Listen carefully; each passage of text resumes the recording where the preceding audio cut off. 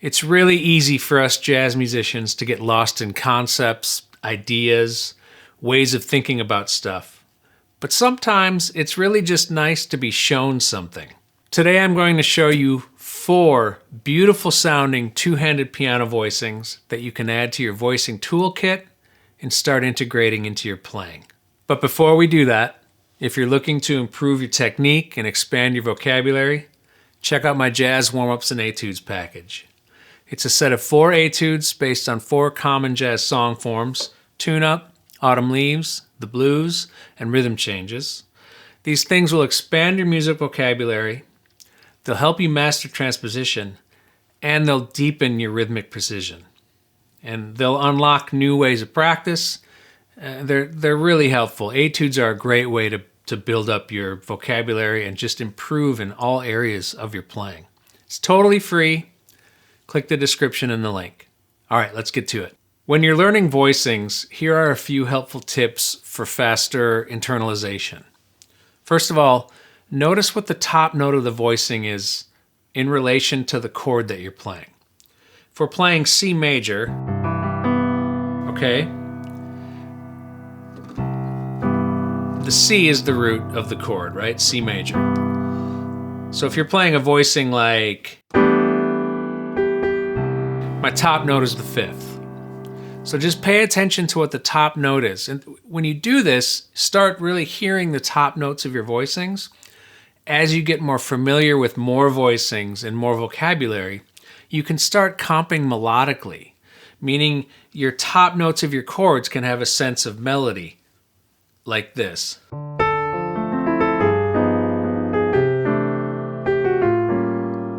I'm using that instead of just random things. When you have this top note happening, it can create a nice contour.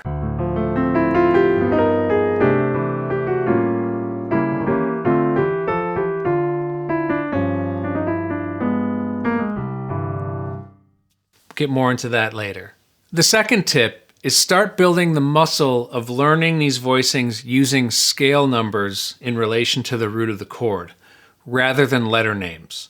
Here's a G6-9 chord. Okay?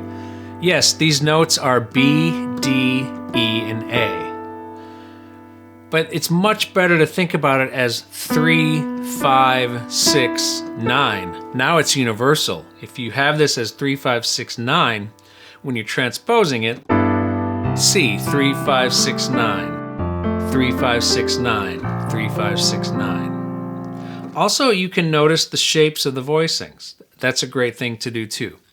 But learn them with numbers.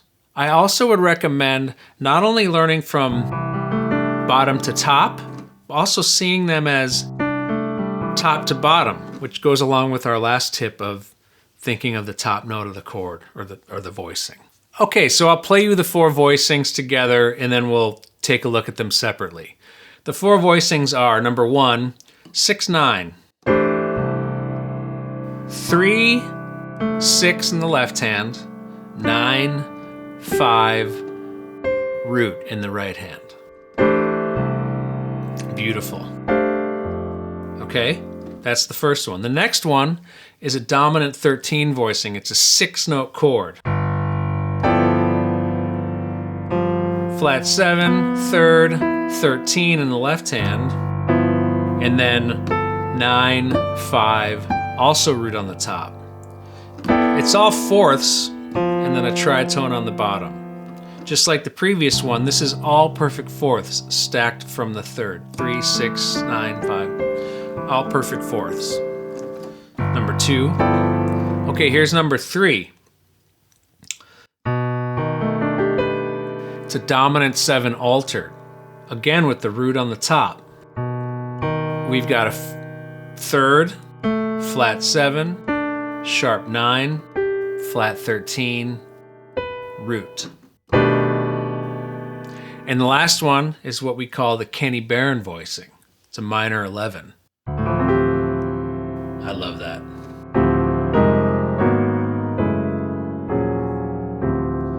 And this is cool because it's essentially in the left hand we have root, 5th, 9, and if you look, it's It's all perfect fifths. And then we have flat 3, flat 7, 11. This is also all perfect fifths. So it's 2 perfect fifths stacked a half step above each other. Perfect fifth, there's the half step, now stack the other perfect fifths. It's great stuff. Let's check out the 6/9 voicing. 3, 6, 9, 5, root. This voicing is great when you have a melody note that is the root of a tune. It sounds really nice. It's nice and open.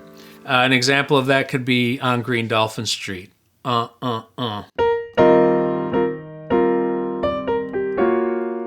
you heard that? So you can start looking for places to put that in. Now let's take this through the circle. What I'm going to do, and this is a good way to practice it, is play a low root and then give yourself at least an octave to jump. So, play a low root down here and then play the voicing. What this does, it gets your hands used to having to make a bigger movement on the piano. It expands your vision of the keyboard. So here's the 6/9 through the circle.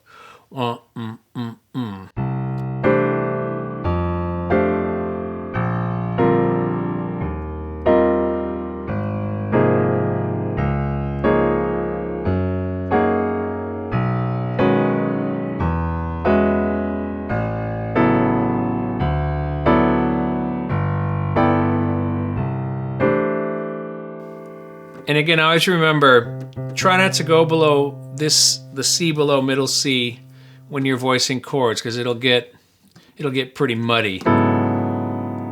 Anything down, it starts getting to be too muddy. But this is okay. The C is kind of your low limit for that. All right, so that's the major 6/9. The next one is the dominant 13. Root, 7, 3, 13, 9, 5, root. This is a great, like a Killer Joe riff.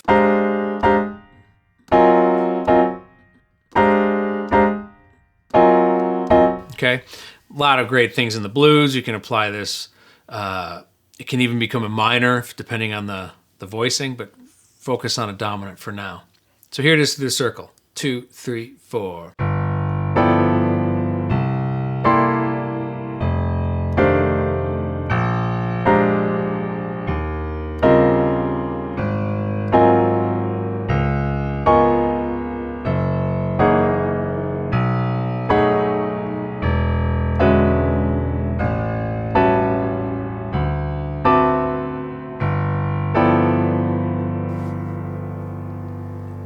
So here's the altered dominant. We're gonna do B7. 3rd, flat 7, sharp 9, flat 13, root. It's what we call an upper structure chord, because it's basically, G is the flat 6 of B. It's an upper structure flat 6. 3, 7, sharp 9, flat 13, root. Here this is in the context of a 2-5-1.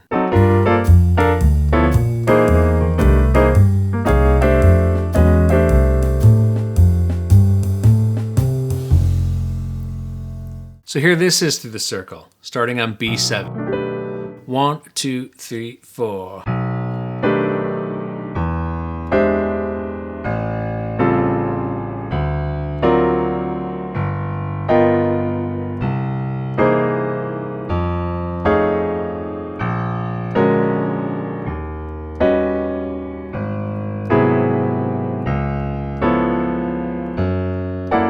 And back home. That's a cool chord. I love that. Real funky chord. Okay, the last one, the Kenny Barron voicing, the minor 11. Root, 5, 9, flat 3, flat 7, 11. Beautiful. There's that half step between the hands. Stack fifths, stack fifths. There's a tune by the great James Williams called Alter Ego, which kind of explores this sound nicely.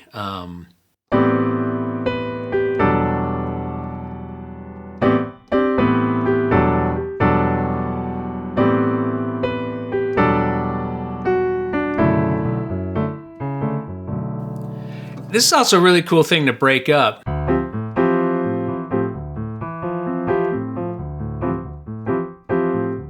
You could experiment with that. Cool sound. So here this is through the circle. 1, 2, 3, 4.